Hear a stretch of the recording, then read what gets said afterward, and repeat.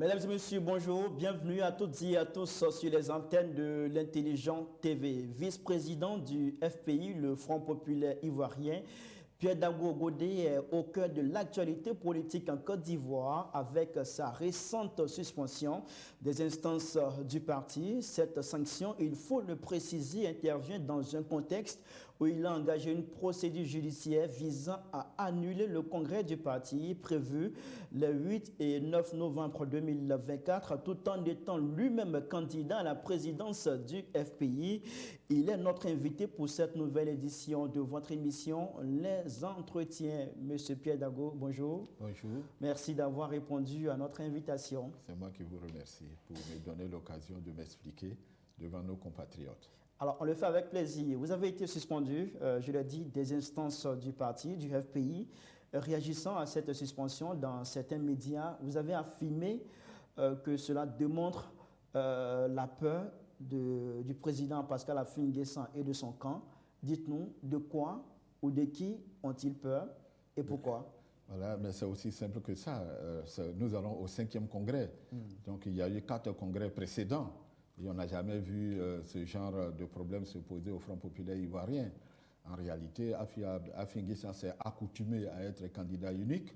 Et pour une fois qu'il a un adversaire à côté, en face de lui, bon, mais voilà, il perd tous ses sens. Voilà, moi je pense que c'est vraiment la panique dans son camp parce qu'il n'a plus la majorité des militants avec lui. Il le sait très bien. Donc il veut faire un passage en force. Et c'est parce que je ne veux pas de passage en force que j'ai saisi le tribunal. Donc dire qu'il suspend un vice-président, encore que fallait-il en avoir les compétences pour le faire. Je rappelle à toutes fins utiles que depuis le 23 septembre 2024, Affi-N'Guessan et moi sommes 2 candidats dont les candidatures ont été validées par le comité de contrôle du Front populaire ivoirien.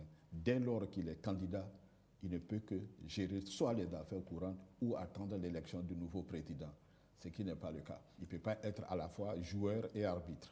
On aura l'occasion de parler de ce congrès, mais je voudrais qu'on puisse s'attarder un peu sur les motifs de votre suspension. Vous avez été suspendu pour manquement grave et pour une volonté manifeste de nuire aux intérêts du parti et de le déstabiliser.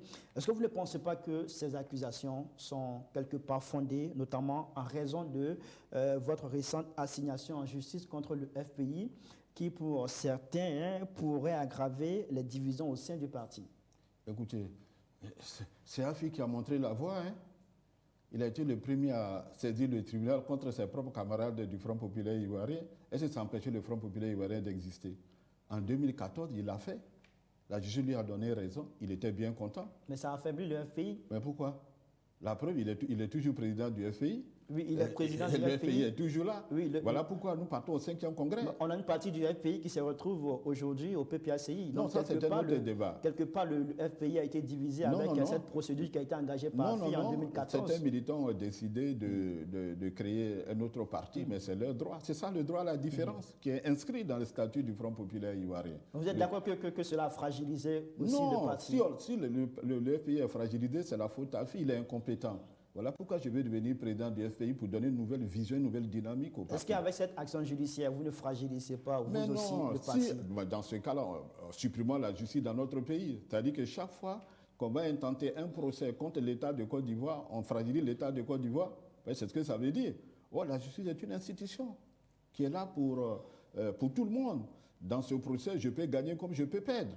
Vous comprenez donc en quoi cela fragilise le FPI? Le fond du problème, c'est qu'avec Affi-N'Guessan, le FPI s'est trouvé fragilisé.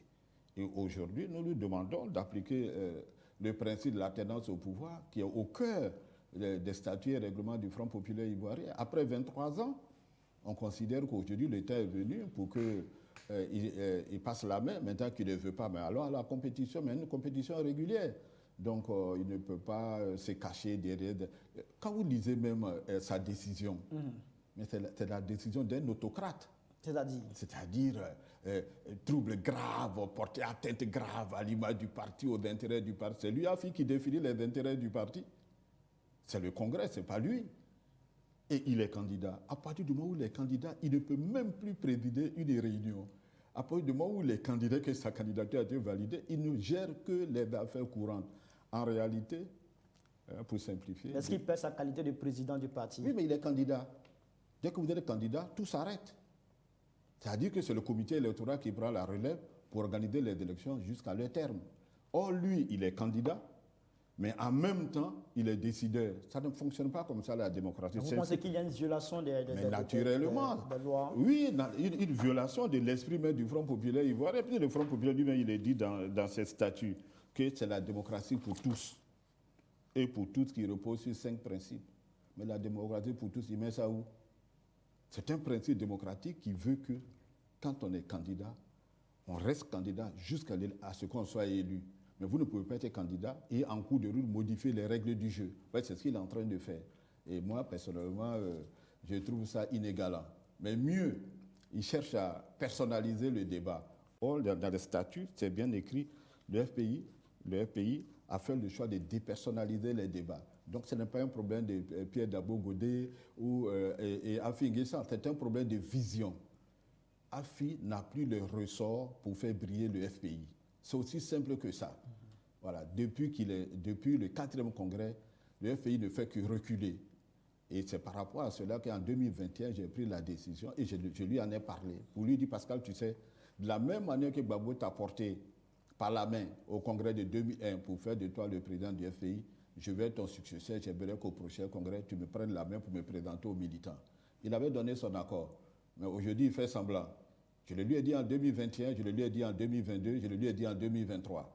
Et ça, on a eu à en discuter. Il était d'accord pour ça? Il était d'accord. J'ai eu à en discuter avec Nyepa Barthélemy, qui lui n'était pas trop d'accord. Il m'a dit, écoute Pierre, si Afi n'est plus président du parti, mais comment est-ce qu'il fait pour être sur la scène nationale et internationale? J'en ai discuté avec Koulibaly Seydou, qui était le directeur des cabinets d'Afi N'Guessan à l'époque, qui lui m'a dit, Pierre, c'est une très bonne idée, ça va nous permettre d'avoir de la dynamique. J'en ai discuté avec un certain nombre de cadres de parti. Donc, ce n'est pas nouveau au Front populaire ivoirien que je cherche à briguer la présidence du parti. J'en ai discuté avec tout le monde, Afi le sait, mais il fait semblant de ne pas le savoir. Et vous avez annoncé envisager à nouveau de saisir la justice pour contester cette suspension. Mais c'est ce qu'il a fait lui-même quand il a été suspendu par le comité central. Quand est-ce que vous comptez le faire concrètement? Oh, écoutez, ça dépendra de mes avocats. Voilà. Mais je n'hésiterai pas à le faire parce que c'est une dérive arbitraire, autocratique de Pascal Afi N'Guessan. C'est un déni de démocratie tout simplement. Vous êtes candidat contre quelqu'un. Et vous-même qui avez déjà saisi la justice une première fois pour faire valoir vos droits, parce que votre adversaire saisit la justice, vous prenez, vous, candidat, vous prenez une décision de le suspendre. Mais ça n'existe nulle part au monde. Ça, ce n'est pas possible. Moi, je pense que la Côte d'Ivoire est un pays sérieux. Et si nous voulons faire de la politique, nous la faisons sérieusement, en respectant les lois de la République, la Constitution et les statuts que nous nous sommes donnés dans nos associations politiques. Ce que ne fait pas AFI. Et c'est ce que je ne veux pas que le FPI, c'est ce que je ne veux pas qu'il en soit au FPI. D'accord. Alors, concernant votre action en justice pour demander l'annulation du congrès du FPI qui est prévu le 8 et 9 novembre 2024, à quelques semaines de cet événement, où en est la procédure? Ben, écoutez, hier, nous étions en référé. Aujourd'hui, nous sommes passés au fond. Le juge du fond a renvoyé l'affaire. C'est ce que j'ai eu comme information de la part de mes avocats. Comme c'est une procédure civile, je ne vais pas moi-même à l'audience. Mais ce que je veux dire, ces actions ne sont pas anodines. Ces actions ne sont pas anodines. D'abord, Afi a pris l'habitude, parce que c'est ça son problème. Chaque fois qu'il y a une réunion au FPI, il n'y a pas de délibération. Or, l'article 7 des statuts du Front populaire dit que toutes les décisions se prennent par délibération, c'est-à-dire par vote. Et les structures du parti délibèrent à la majorité absolue des membres présents. C'est l'article 7. Lui, quand il finit, il se prend pour un gourou. Dès qu'il finit de parler, c'est fini. Tout le monde est d'accord. C'est ce que je lui reproche. Et c'est pour cela que quand, par exemple, il choisit les dates de 8 et 9 novembre pour le congrès, il n'y a pas de délibération. Il a fini de parler, tout le monde doit être d'accord. Je dis non, il faut qu'il y ait une délibération. Je le lui ai dit. Ah non, mais Pierre, tu es un peu trop compliqué. Je dis non, je suis le vice-président du FPI, chargé des affaires juridiques et institutionnelles. Pour moi, le respect des textes est important. Il a dit, bon, on verra. Non, j'ai dit non, on ne veut pas. Il faut rectifier, convoque une réunion pour qu'on délibère. Il n'a pas voulu. Ça, c'est un. Donc, c'est une décision unilatérale d'Afi N'Guessan, 8 et 9. 2.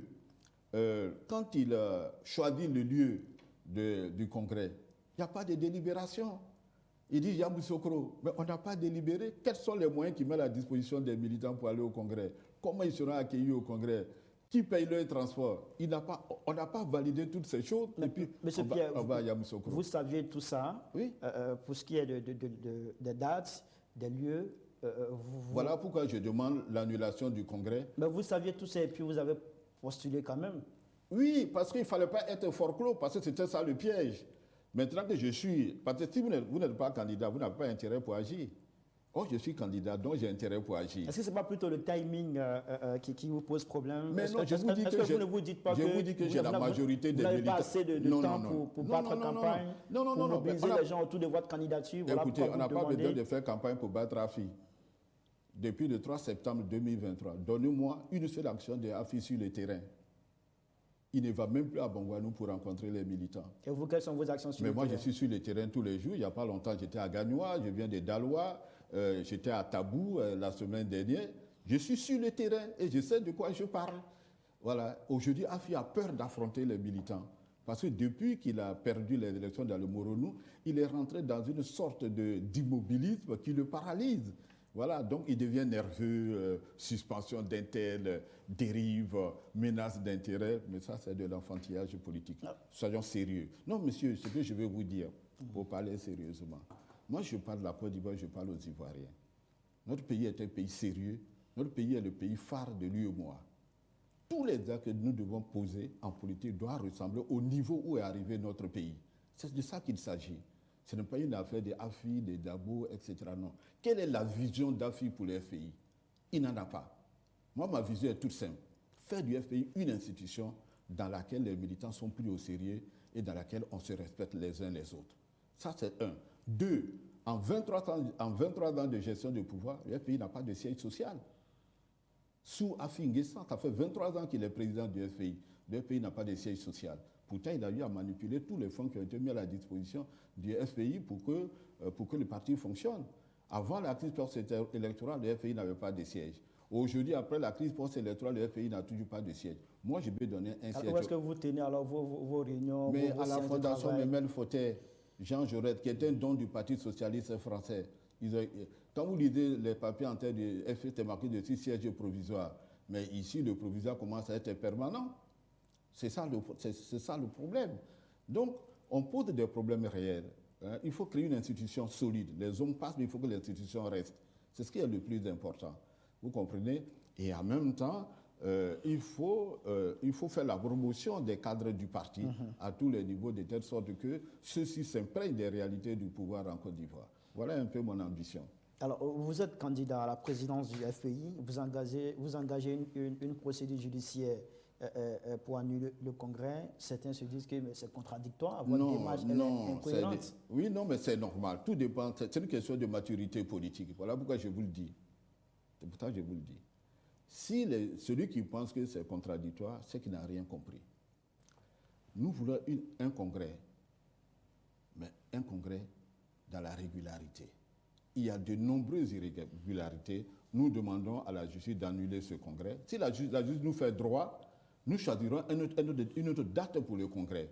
En réalité, dans les débats internes au FPI, le congrès était prévu pour mars 2025. Il y a eu un débat là-dessus. Voilà. AFI dit qu'il a besoin du FPI pour être candidat à l'élection présidentielle. C'est la date qui vous sert le plus? Non, pas moi. Non, pas moi. Ça peut être en janvier ou en 2026, peu importe. Mais c'était un débat interne. AFI dit qu'il a besoin du FPI pour être candidat à l'élection présidentielle. Nous lui répondons que non, mais tu es déjà président. Mais faisons une simple convention, et puis on te désigne comme le candidat du parti, et puis on te soutient. Tu n'as pas besoin d'être président du FPI pour être notre candidat. Ce n'est pas nécessaire.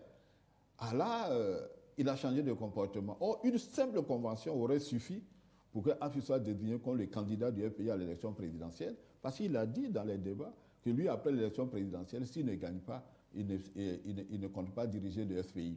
Donc, pourquoi s'entêter aujourd'hui à vouloir être président du FPI? C'est ça les incohérences d'Afi. C'est-à-dire qu'il pense pouvoir manipuler les gens. Mais ça marche qu'avec les petits esprits, pas avec des gens comme nous. C'est impossible. Au-delà du vote du président du parti qui est prévu dans ce congrès, il y a aussi un autre volet qui est prévu. Il s'agit de la désignation du président, sinon du candidat du FPI à la présidentielle 2025. Alors, si vous, Pierre Dago, vous êtes désigné candidat du parti à la présidentielle en 2025, allez-vous compétir ou allez-vous ranger derrière notre candidat? J'avoue que je ne fais pas de la politique fiction. Finissons d'abord le congrès du FPI. Moi, je suis un homme de principe. Nous sommes en partenariat de RHDP. Et à partir de ce moment-là, si nous devons aller à l'élection présidentielle, nous discuterons avec nos partenaires. Et dans tous les cas, dans l'accord que nous avons signé, il n'est pas exclu que chaque parti présente un candidat. Donc, si cela s'avérait possible, mais pourquoi pas? Alors, cela veut dire que c'est possible que Pierre Dago, candidat du FPI, s'aligne derrière le candidat du RHDP en 2025? Selon notre partenariat, si discussion il y a, en quoi est-ce que cela serait mauvais? Moi, je pense que c'est dans l'ordre naturel de la démocratie. On a vu récemment les élections en France, où il y a eu des coalitions qui ont gagné. Est-ce que c'est nouveau de faire des coalitions en Côte d'Ivoire? Ou bien le RHDP est le seul parti avec qui il ne faut pas faire de coalition? Enfin, moi, je veux bien comprendre. Vous dirigez le pays un jour, ça ne vous intéresse pas? Non, ce n'est pas le sens de votre question. Vous me dites, vous me dites en 2025, si le FPI veut compétir, est-ce que je serai candidat? Si vous êtes désigné candidat du parti, est-ce que vous allez compétir? Mais je vous ai dit, j'ai répondu à vous, j'ai dit je vais compétir naturellement. Mais après, vous me demandez... Ce n'est pas aussi exclu que vous puissiez être derrière aussi le candidat du RHDP au nom du... Ce n'est pas exclu. Pourquoi vous voulez que ce soit exclu? C'est-à-dire que quand j'écoute l'opposition ivoirienne, ils sont prêts à faire toutes les coalitions qu'ils veulent, mais ils ne veulent pas que quelqu'un fasse une coalition avec les RHDP. Comme s'ils avaient mis une ligne rouge quelque part où il y a eux qui ont le droit de se coaliser, et puis eux, les autres n'ont pas le droit de se coaliser avec l'autre. Et c'est ce que j'appelle l'incohérence d'Afi. Afi, lundi, il est partenaire du RHDP, et puis mardi, aujourd'hui, il veut devenir partenaire du PPACI. Moi, je ne comprends pas sa démarche, mais je l'accepte, c'est le droit à la différence. On peut comprendre au deuxième tour faire une coalition avec le RHDP, mais dans le premier tour, non, je ne vous ai pas dit ça. Je ne vous ai pas dit ça. Vous faites de la politique fiction, vous extrapolez trop vite. Je résume ma pensée. Précisez-vous. Si Pierre Dago Godé est candidat du Front populaire au premier tour, mais il va compétir. D'accord. S'il y a une possibilité de faire une coalition avec les RHDP au premier tour, il fera la coalition.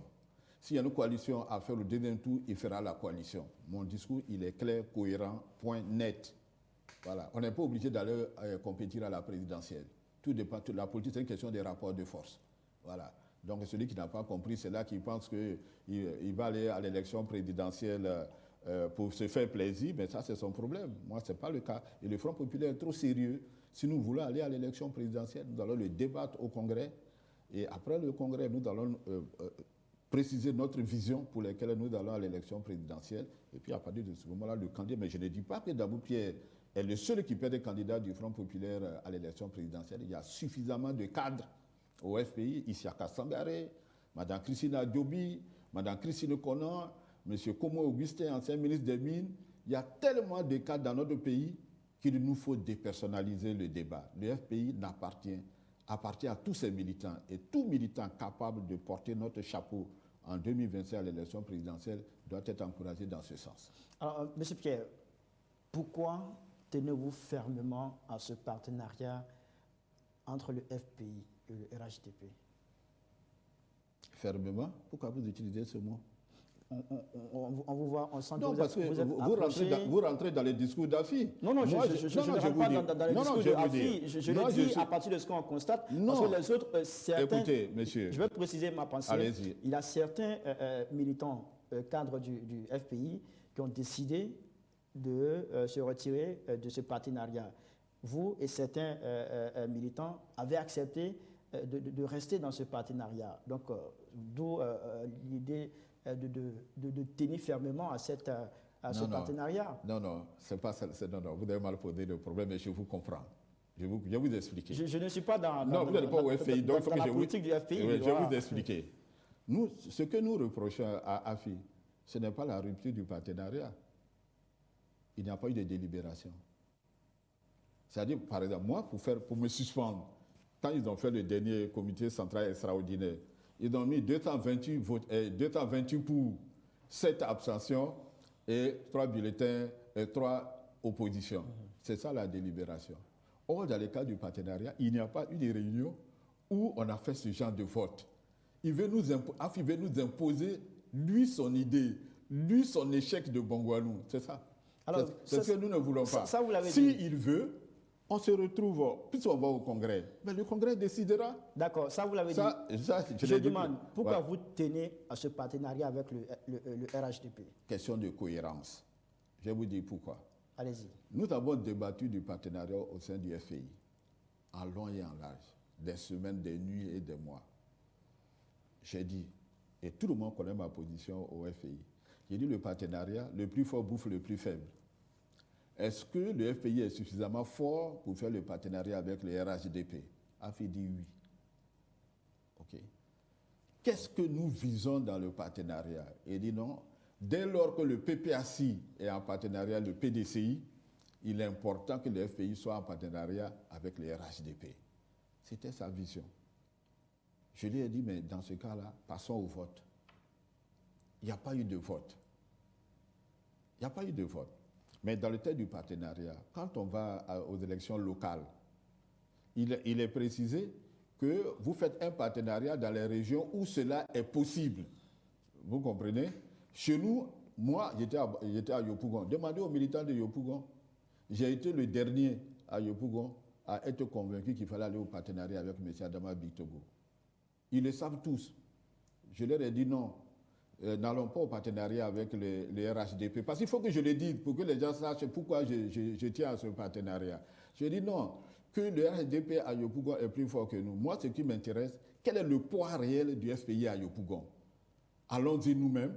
Si on représente 10%, 20%, au moins, on pourra mesurer le poids du FPI. J'ai été mis en minorité par les militants. Et affinguer ça avec. Je dis, quand c'est là de tiède, on rentre au partenariat. Moi, quand je m'engage, je m'engage. On s'est engagé dans le partenariat. Notre liste a gagné. Lui s'engage dans le partenariat, le RHDP à Bongouanou, il perd. Bon, entre nous. Lui, il perd. Lui qui a bénéficié du financement de sa campagne, il perd. Au moment du bilan, il dit non, que j'ai été trahi par les RHDP, donc le partenariat n'est pas bon. C'est pour cela que moi, je lui rétorque. Monsieur le Pascal, prenons les Ivoiriens, nos militants au sérieux. On a eu des débats sur le partenariat. C'est toi-même qui as dit qu'il était important pour nous d'être en partenariat avec le RHDP. Mais, ou bien c'est parce que tu as perdu à Bongouanou qu'aujourd'hui tu dénonces le partenariat. Il n'a jamais répondu. Et nous lui demandons de faire le bilan du partenariat. Parce que quand vous êtes une institution sérieuse, avant de prendre une décision aussi grave, il faut quand même qu'il y ait un bilan. On lui demande de faire le bilan et il dit non, qu'il n'a pas de bilan à faire. Mais c'est un autocrate. Mais faire le bilan, c'est la seule chose que je lui demande. Donc quand il dit que le partenariat est rompu, montre-moi le procès verbal de la réunion du FPI qui a délibéré sur le partenariat. Ça n'existe pas. Vous comprenez? Donc, pour moi, c'est une question de principe. D'accord. Si demain on va voter, excusez-moi, je conclue là, si on va voter dans un comité central ordinaire ou extraordinaire de la rupture du partenariat et qu'on met la décision au vote et que les militants dans leur majorité décident de rompre le partenariat, mais je m'incline. C'est ça, être démocrate. D'accord, c'est bien noté. Alors, que répondez-vous à ceux qui vous accusent d'être un instrument du pouvoir en place pour affaiblir Afi N'Guessan? Afi est déjà faible. On n'a pas besoin de l'affaiblir. Il est faible, il a perdu dans le Moronou. Le pays n'a que 2 députés à l'Assemblée nationale. C'est son bilan. C'est son bilan. Hein. Le pays n'a pas de siège. Donc il est faible. Je vous dis que depuis le 4e congrès du FPI, Afi n'a jamais rencontré les hommes d'affaires. Il n'a jamais rencontré les syndicats. Il n'a jamais rencontré les enseignants. Je veux dire, il n'a jamais rencontré les couches socio-professionnels. Mais c'est de l'immobilisme. Il est trop faible. Et ça, si les gens ne le comprennent pas, ça c'est leur problème. Mais entre nous, vous et moi, vous pensez réellement que je peux être un instrument du pouvoir? Moi, je ne crois pas. Parce que moi, j'ai eu la chance dans ma vie d'avoir discuté avec le président Alassane Ouattara, devant témoins. Mon oncle encore vivant, Vincent Loès, sénateur de Dabou, il est encore vivant. Il était témoin de ma rencontre avec Alassane Ouattara. Mon ami Moustapha Ndiaye, il est témoin quand j'ai rencontré le président Alassane Ouattara. Vous comprenez? Et je sais qui est ce monsieur, parce que j'ai parlé avec lui. Donc dire que je suis un instrument du pouvoir, je pense que, voilà, je demande aux Ivoiriens de faire preuve de maturité politique et surtout dans le débat politique. Il ne faut pas tirer sous la ceinture. Moi, je suis philosophe de formation et j'aime rester dans les appétits supérieurs. Je communique au niveau de l'esprit. Je ne suis pas dans les appétits inférieurs, c'est-à-dire l'alimentation. Voilà. Donc moi, il faut qu'il y ait le débat. Mais dire qu'un homme, vous prenez un adulte comme moi, écrivain de surcroît, 10 livres en librairie, 10 livres en librairie. Hein? Aristote, la politique et l'exercice du pouvoir en Afrique, le libéralisme économique en Afrique. Quand Friedrich Hayek et Milton Friedman sont invités au débat, tous ces livres, la protection des droits de l'homme en Afrique au XXIe siècle, j'ai écrit tous ces livres-là pour être un instrument d'un pouvoir politique. Je pense que ça, c'est vraiment mal me connaître. Non. Je ne suis pas un instrument du pouvoir politique. Je suis un partenaire du RHDP. Et à Yopougon, le partenariat avec le maire Adama Bictogo se passe très bien. Et j'y suis attaché. Est-ce que ce n'est pas aussi on va dire, pour préserver ce lien avec on va dire, le maire HDP de Yopougon, puisque vous êtes le 3e adjoint au maire? Mais pourquoi vous ne voulez pas que je préserve ce lien? Quelque chose qui marche. Vous ne voulez pas que je préserve. C'est que je suis masochiste. C'est que je ne suis pas Finguessan. On t'a donné 100 millions pour ta campagne. Tu l'as caché à tes amis du parti, tu ne l'as jamais dit. Et puis tu perds. Le minimum, c'est d'être reconnaissant envers ceux qui t'ont donné cet argent-là. Moi, je pense que c'est aussi ça la morale politique. Alors, il y a une sorte de bataille entre Afin Guessan et vous. Si, ce n'est pas mon choix, M. Pierre, si vous perdez cette bataille contre Afin Guessan, envisagez-vous d'adhérer au RHDP? Ce n'est pas encore à l'ordre du jour. Moi, ce que je peux vous dire, un procès, c'est comme un match de football. Vous pouvez le gagner comme vous pouvez le perdre. Vous comprenez? Je suis avocat.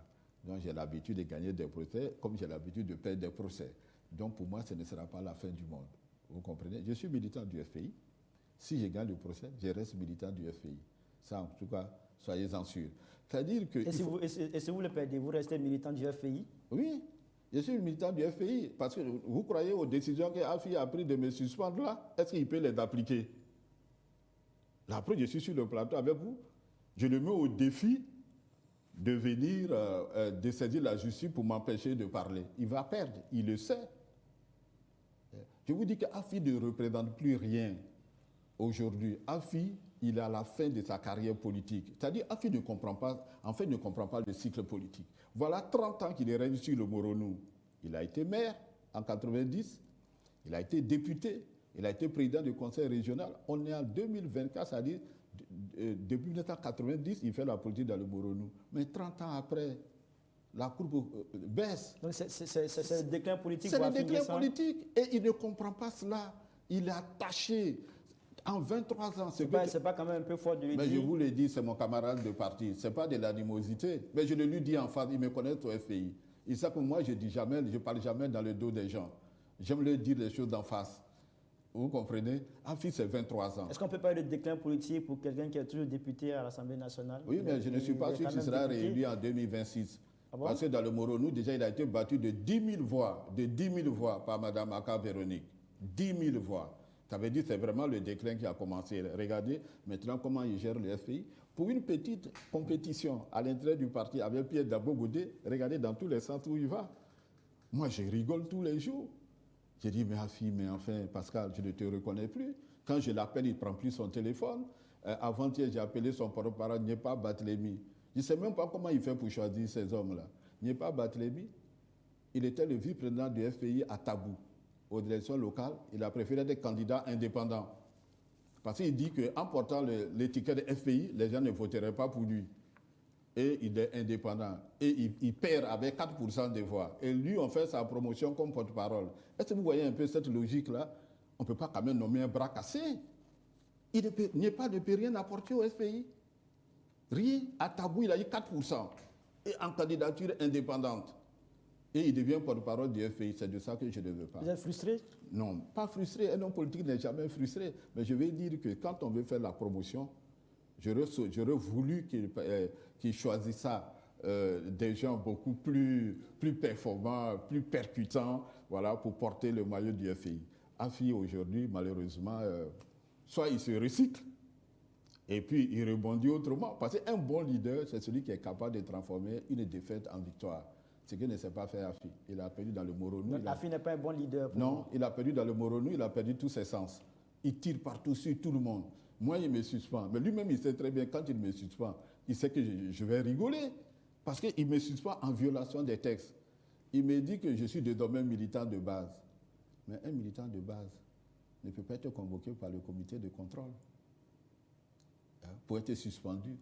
Il le sait très bien qu'un militant de base, pour qu'il soit suspendu, article 90, il est suspendu par sa section, l'Assemblée générale de section. Vous voyez un peu. Donc, il a une lecture biaisée des statuts du Front populaire ivoirien. Et c'est ce qui fait que j'ai dit, bon, peut-être qu'il est dépassé. Le temps est venu qu'il passe la main, qu'il consulte ses avocats pour lui faire un commentaire rédigé de tous les textes du Front populaire ivoirien pour qu'on évite les dérives autocratiques et les délits de démocratie. Le temps est venu aussi pour nous de s'arrêter pour cet entretien. Merci beaucoup à vous, M. Pierre Dango Godé. Merci d'avoir accepté notre invitation. Merci d'avoir répondu à nos questions sans faux fuyant. Merci beaucoup. Merci à l'intelligent d'Abidjan. Merci beaucoup. Allez, merci à toutes et à tous de nous avoir suivis. À très bientôt sur nos antennes pour une autre édition de votre émission, Les Entretiens.